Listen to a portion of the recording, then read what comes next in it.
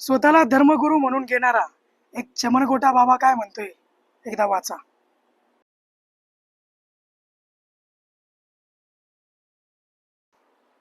वाचलं? अवघ्या छत्रपती शिवाजी महाराजांनी अफजल खान नावाचं 7-7.5 फुटाचं जनावर प्रत्यक्ष मैदानामध्ये फाडून टाकलं. ते छत्रपती शिवाजी महाराज मैदानामध्ये लढले नसतील असं या चमनगोट्याला वाटतंय. पन्हाळ्याच्या वेड्यातून सुटून जेव्हा महाराज विशालगडाकडे कूच करत होते, तेव्हा त्यांना खुल्या मैदानातच शत्रूचा सामना करावा लागला. लाल महालामध्ये घुसून शाहिस्ते खानाचा बोटं छाटणारा जगातील एकमेव राजा म्हणजे छत्रपती शिवाजी महाराज.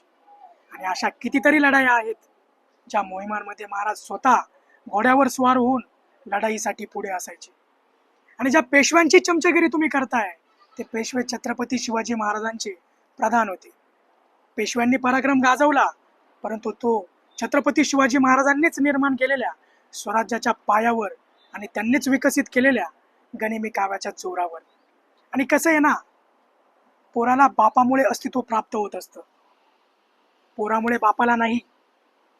छत्रपती शिवाजी महाराजांनी फक्त म्यानातून तलवार बाहेर काढली नाही, तर ती शत्रूच्या छाताडात खुपसून हे स्वराज्य निर्माण केलंय.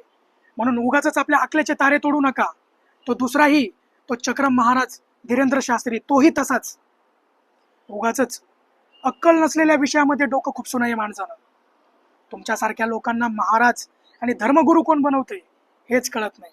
आणि मला तर या फडणवीस सरकारची कीव येते की उठसूट कोणीही उठते आणि छत्रपती शिवाजी महाराजांवरती घाण उठते, आणि हे छोटे चुप आहेत.